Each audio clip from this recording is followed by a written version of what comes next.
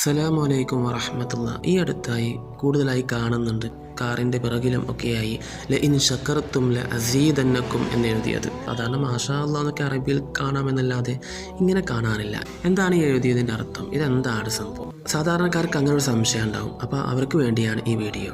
പരിശുദ്ധ ഖുർആനിലെ സൂറത്ത് ഇബ്രാഹിമിലെ 7-ാമത്തെ ആയത്തിൽ നിന്നാണ് ഇത് എടുത്തിട്ടുള്ളത്. ആയത്തിൻ്റെ പൂർണ്ണരൂപം ബിസ്മില്ലാഹിർ റഹ്മാനിർ റഹീം.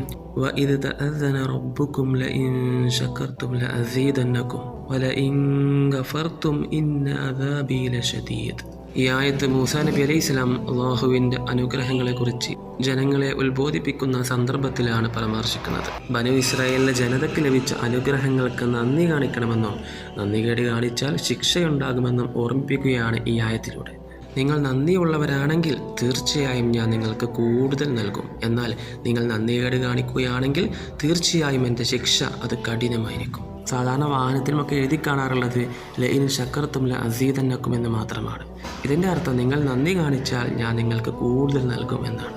അള്ളാഹു നൽകുന്ന അനുഗ്രഹങ്ങൾക്ക് നന്ദി കാണിക്കുക, അവൻ നൽകുന്നതിനെ നല്ല രീതിയിൽ ഉപയോഗിക്കുക എന്നൊക്കെ. അത് കാരണമായി അള്ളാഹു നമുക്ക് കൂടുതലായിട്ട് അനുഗ്രഹങ്ങൾ ചെയ്യും എന്നാണ് ഈ ആയത്തിലൂടെ നാം മനസ്സിലാക്കേണ്ടത്.